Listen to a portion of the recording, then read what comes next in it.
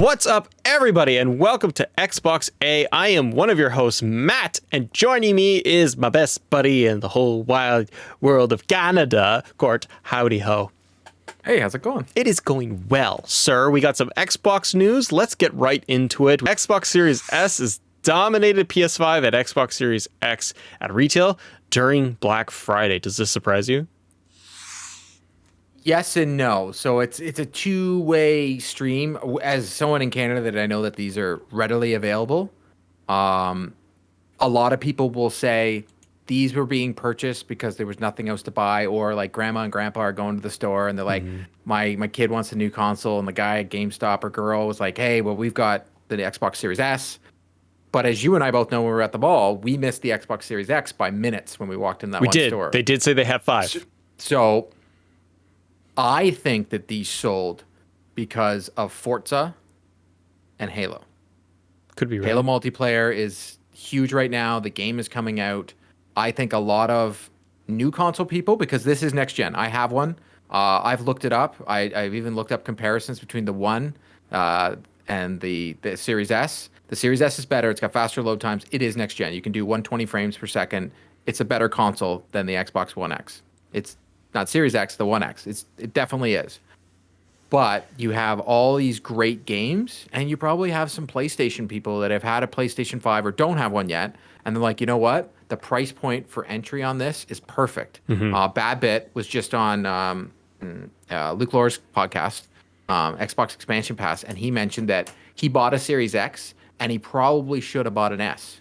For what he uses it for, the S is probably the better console. Like, I play Halo and Forza on this console. I play them also downstairs, but when I'm in my office, I can play on here, and I still get my 120 frames. Yeah, I don't get my 4K, but it still looks great and runs great. Like, I don't know, like, it plays amazing, and not everybody has a 4K TV. So to me, the Xbox Series S is a no-brainer.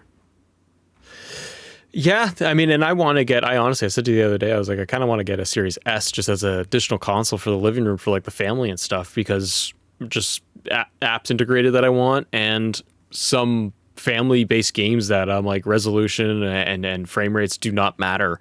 My X is upstairs on the big TV, the nice stuff, and that's all set up. So I'm kind of like, yeah, yes, is at a better price point.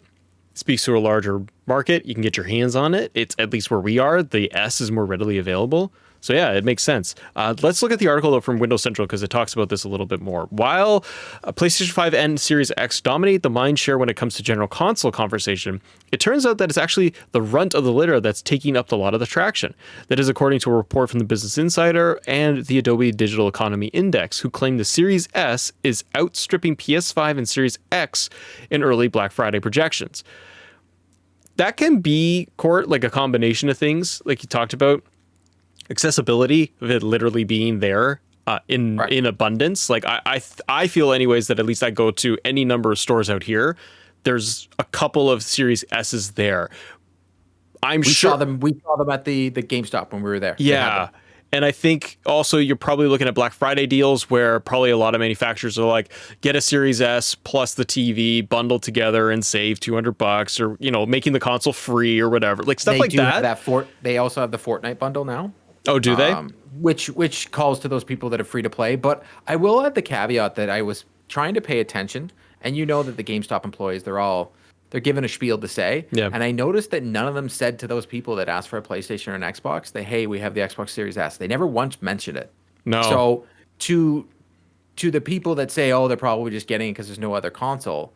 Well, no, I never heard the person at GameStop say that. They literally said, hey, we will not be getting any in the store because of manufacturing till March, but there will be online soon. And we know today they're dropping at 12 p.m. today on GameStop. You can either get a PlayStation 5 disc or discless. Yep. And you can get an Xbox Series X today. If you go on at noon today, get in the line, you can possibly get a new console. But as someone that has both, I can't say enough. Like, I've gotten friends to buy the Series S because I told them like how good this console is. I'm like, it's unbelievable.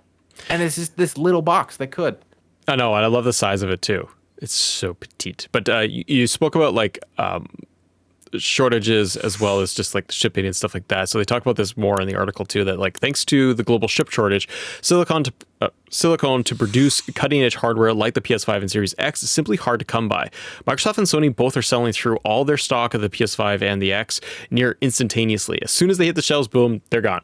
And the Series S, by comparison, uses less powerful internals, which are easier to source in an economy desperate for chips for anything from electric vehicles to smart toasters. It's an interesting thing too, Court, of like, I don't think about that, where it's like, okay, there's chip shortages, but it's not just like game consoles. Like that's just one aspect of this, that all these multi-billion-dollar corporations, industries, and everything are producing chips for anything, for your refrigerator, to your toaster, to your whatever, on top of the game console. So it impacts everything, and it makes things harder to come by, and then it jacks up the price too. The last thing we'll say is that as we head deeper into the generation, more and more games are being made for the Series X/S first, meaning the Xbox Series S is being utilized to its full potential more frequently than it has been in earlier half of the year. And the Series S is often cited as a big reason for Xbox surge in Japan, probably because of price point, form factor, and size.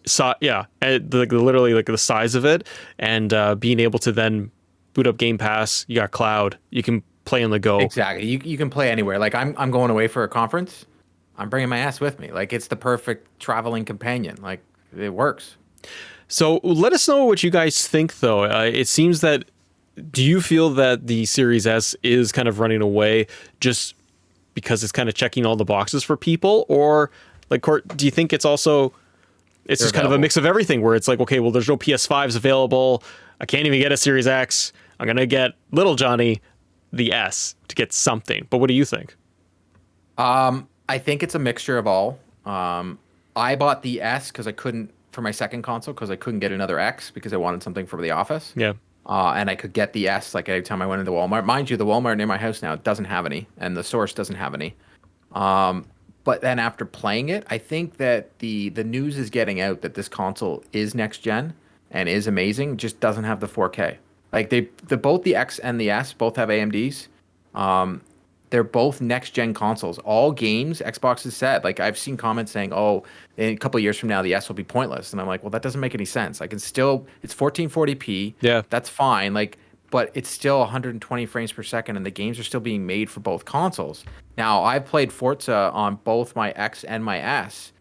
Yeah, it looks better on my OLED downstairs, but it still runs just as good on the S. You're also a small subset of a market that is running it at top everything with an OLED TV, right? Top experience. The vast majority of people out there across countries, I would argue, are still running their 1080p televisions and have, in the last 5 years, dipped their toe into like a 4K television. Like 4K, yes, is now more the standard, but how many people are still out there with like either a 1080p TV or a 4K TV that is good, average to good? 60 frames, can't even do 120 exactly. frames, right? Those things are still high on the tech side of things because the prices are still very, very high, and the average people do not need it, want it, or care. So when they see an Xbox console, they're not really looking at 1440p versus like true 4K and all this other stuff. They're like, oh, this little box is cheaper. It plays all the Game Pass games, all the Xbox games. Great. Now, there is a big drawback of the space on it. I do have a ton of 360 games on here, but after putting Halo and Forza on here, you're kind of done. Yeah, it took up 59% of my space on this hard drive. So I'm not putting a Call of Duty on this bad boy, but I still like it as my secondary console. And if you're someone that has a PlayStation, I couldn't recommend this more. If you want to, hey, I still want to be able to get Game Pass and still want to play those games, get this console. Yeah. It's not even a thought. You don't need the X. This is fine. There you go. It's fine. It's fine. But let us know in the comments. Like, if you have the S, don't like it. If you're thinking about getting one, what do you think is the reason that they're selling? Let us know. See ya.